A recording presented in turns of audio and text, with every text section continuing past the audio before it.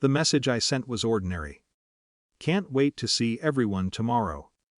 It had been weeks since anyone mentioned the reunion, but that wasn't unusual. In my family, plans were always vague until the last minute.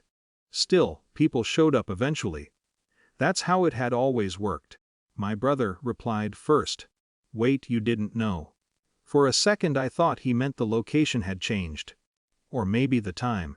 Then he wrote again. It was yesterday. I stared at the screen long enough for the brightness to dim.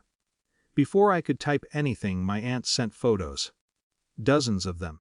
The big folding tables in my cousin's backyard. My grandparents sitting side by side in lawn chairs. My uncle holding a drink and laughing at something just outside the frame. Everyone looked relaxed, comfortable. Like this had been planned normally, like no one was missing. My brother added one more message. Guess no one told you, lol. The chat moved on almost immediately. Someone commented on how tall the kids had gotten. Someone else asked for the potato salad recipe. My cousin joked about hosting again next year. I didn't respond. Instead, I opened the photos again. If you've ever studied pictures like that, you start noticing things most people wouldn't. The details around the edges. The folding chairs, the coolers. The rented canopy tent. Those things don't appear by accident. Someone organizes them. Someone pays deposits. Someone manages the small logistics no one likes thinking about. For the past 8 years, that someone had been me. Not because anyone officially asked. I just ended up doing it after my grandmother's health started slipping. The family house, where most gatherings happened, needed someone to manage the taxes, insurance, and maintenance. I lived closest. I understood paperwork. It slowly became my responsibility. The house wasn't technically mine.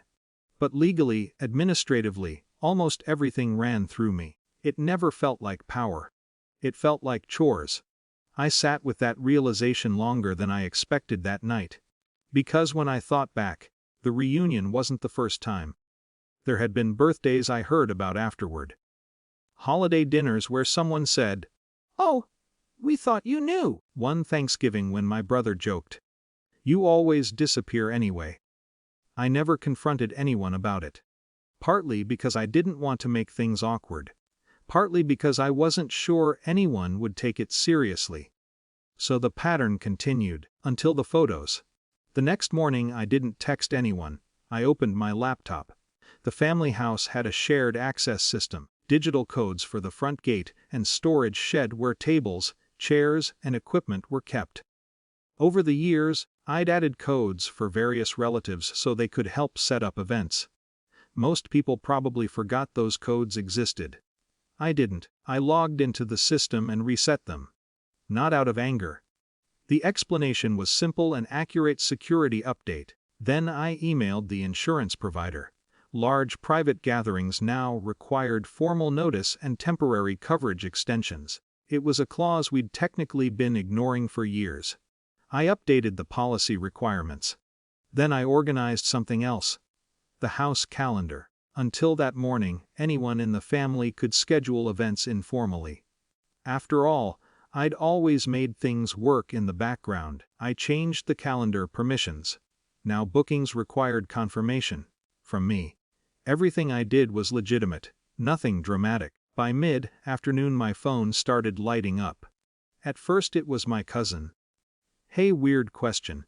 Do you know why the gate code stopped working?" A few minutes later, my aunt. "I think something's wrong with the storage lock." Then my brother. "Did you change something with the house system?" I didn't rush to answer.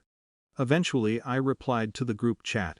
Short message, neutral tone. "Yeah. I updated some things this morning. Insurance and access policies were overdue for changes. If anyone wants to plan future gatherings, just send me the dates so I can approve them and make sure everything's covered." No accusation. No mention of the reunion. The chat went quiet for several minutes. Then my uncle wrote, "Oh, good to know." My brother replied after that, "Got it." That was it. No apology. No argument either. Just a pause. The kind of pause that happens when people realize a quiet assumption they relied on isn't true anymore. Later that evening I looked again at the reunion photos. They didn't sting the same way. Not because things were suddenly fixed, but because the dynamic had shifted slightly. For years, exclusion had been easy. Effortless, even.